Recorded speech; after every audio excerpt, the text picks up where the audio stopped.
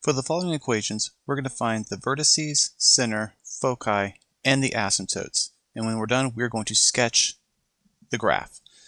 So to sketch the graph of hyperbola, we should do these things. We should sketch the central box, sketch the asymptotes, plot the vertices, and then finally sketch our hyperbola. So let's look at the first example. X minus 1 all squared over 9 minus y minus 3 all squared over 16 equals 1. I can tell by looking at this, the minus sign is in front of the y, so this is a horizontal hyperbola that is in the form of x minus h squared over a squared minus y minus k squared over b squared equals 1. So from here I can see what a and b are. A is 3 and b is 4. But I can also see what h and k are. H is always going to be the value nearest to x, and k is going to be the value near to y, so those are kind of linked together. I can see that the center, h and k, for this hyperbola is going to be -1, 3. Because it's always, if you look at it, kind of like the opposite. So there's a +1, which means it's going to be a -1. -3, it's a +3. Or you can look at the fact that it should be a negative in front, and the way to make this a positive is if it were to be a negative itself. Whichever you prefer. So we now have our center, which is the most important thing you should find before you look for the vertices and foci. Now let's move on to the vertices. Now, because this is an horizontal hyperbola, it's going to be in the form of plus or minus a comma 0. But remember, we have been shifted because the center has been shifted from the origin to -1, 3. But let's come to that in a second. Let's first fill out this. So we know a is 3, so this should be plus or minus 3 comma 0. But because it's been shifted, we can see that by the center, -1, 3, what we're going to do is we're going to subtract 1 and add 3 to the x and y values. But as we see, we have a +3 and a -1, so it's going to actually give us two separate answers. So when we do this, if we take the +3, so +3 minus 1 is going to give me 2, and then 0 plus 3 is 3. That's one vertice. Now I'm going to do it for the other one. -3 minus 1 is going to give me -4. And then 0 plus 3 is 3. So these here are my vertices. 2, 3, -4, 3.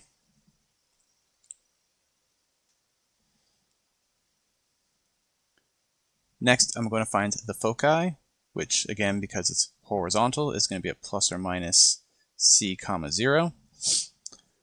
But we can just use the fact that c squared equals a squared plus b squared to get c. So c squared equals 9 plus 16, and then just doing all the arithmetic, c is going to end up being 5. So my foci centered at the origin would be plus minus 5 comma 0. But again, we are not centered at the origin. We are centered at -1, 3. So we need to subtract 1 from our x values and add 3 to our y values, just like we did for the vertices. So subtract 1 from both and add 3 to both. And when we do that, we're going to end up getting 5 minus 1, which is going to be 4. And then 0 plus 3 is 3. So there's one of the foci. And then -5 minus 1, -6, and then 0 plus 3 is 3. And these two here are our foci. Last, we need to find our asymptotes, and this one's a little bit difficult. but not too bad. So let's look at our slant asymptotes. It should be in the form of y equals plus or minus b over a x. And we know b to be 4 and a to be 3 from up here. So it should be y equals plus or minus 4 over 3x. And again, that would be true, except we again have shifted the -1 and +3. So what we're going to do is put this into point slope formula. So we know our slope is 4/3, so we're going to have two equations using our xy value as -1, +3. So first we're going to have y minus 3 equals a +4/3 x plus 1, and then a y minus 3 equals -4/3 x plus 1. And from here we're just going to work both of these equations out to solve for y and get our two slant asymptotes. So when you work both of these out, you're going to end up with this one, y equals 4/3 x plus 13/3, and y equals -4/3 x plus 5/3. So these are two equations for the slant asymptotes. Now that we have everything, let's graph it. So first off, graph in the center, -1, 3. So -1, 3, this is where our center is. Our vertices are going to be at 2, 3. So 2, 3 here. And -4, 3. So 1, 2, 3, 4, 3.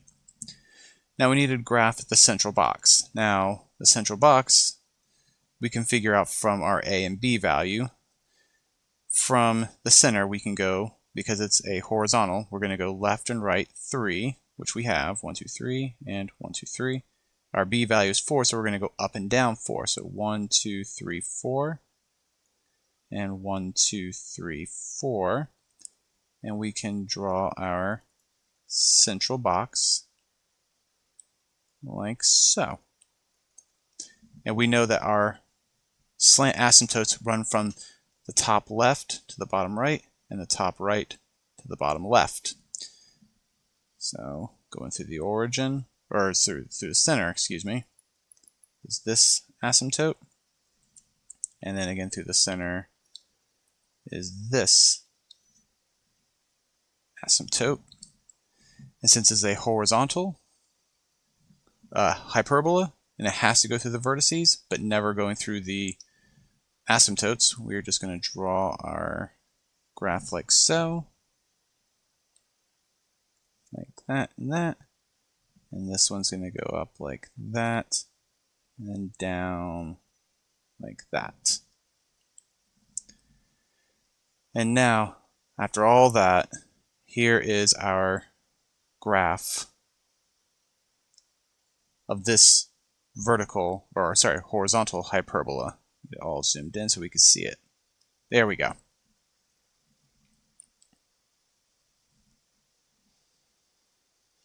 Now let's do it again for this one here. This is going to be a vertical hyperbola, and we see that it's in the correct form, and that form being y minus k all squared over a squared minus x minus h all squared over b squared equals 1. And I can see that a for our hyperbola is 1 and b is 2. Nice and simple. So let's find the center. Again, the center is going to be h and k. And h in this case is going to be -1. And k, since there is no clearly shown k, it's just a 0. Since there's nothing there, it's just a 0. So there's the center.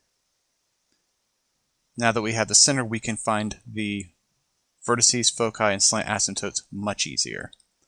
So let's find the vertices. And because this is a vertical, it's going to be in the form of 0, comma, plus minus a. And we know that a is just 1, 0, comma, plus minus 1. But again, we have shifted because the center is no longer at the origin. It's at negative 1, 0. So I'm actually going to subtract 1 from x and add 0 to y. And I'm going to get 2 new vertices, which is going to be 0 minus 1, negative 1, and then positive 1 plus 0 is 1. And the other one, 0 minus 1 is negative 1, and then negative 1 plus 0 is negative 1. So here are my 2 new vertices.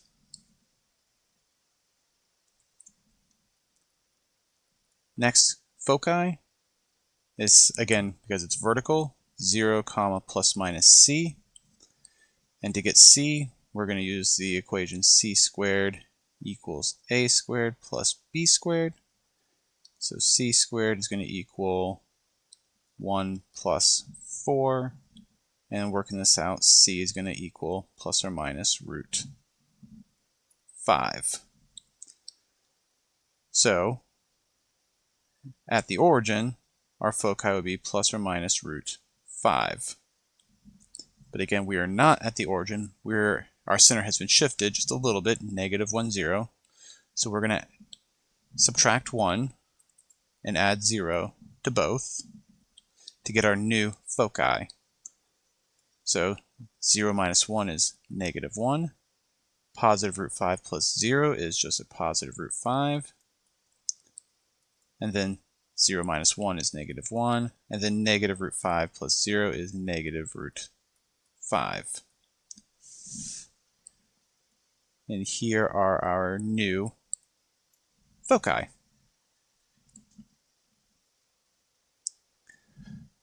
Now we're on to the slant asymptotes. And these normally would be in the form of y equals a over b, plus or minus a over b, x. And a and b are 1 and 2 respectively, that we found earlier up here. So plus or minus 1 over 2x. But again, we have shifted negative 1, 0 because of the center. So we need to use point slope formula to find our new slant asymptotes. So our xy value is going to be negative 1, 0. And we know our slope is plus or minus a half. So we're going to have y minus 0 equals a positive half x plus 1. And then y minus 0 equals negative a half x plus 1. Just going to work this out. Y is going to equal 1/2 x plus a half. And then y equals negative a half x minus a half. So these two equations here are our equations for the slant asymptote for this vertical hyperbola. Now we can go and graph, now that we have all information. So we know the center is at negative 1, 0. So right here, our vertices are at negative 1, 1 and negative 1, negative 1. So negative 1, 1 here, and then negative 1, negative 1 here. Now to do our central box, comes from A and B, so from the center we can go up 1 and down 1, which corresponds with our vertices, and then B is going to be left and right, because this being a vertical, so over 2, left and right, so here and here. And now we can draw our central box, kind of small in this case, but makes it easier for us. And then we can graph the asymptotes again, top left to bottom right, and top right to bottom left.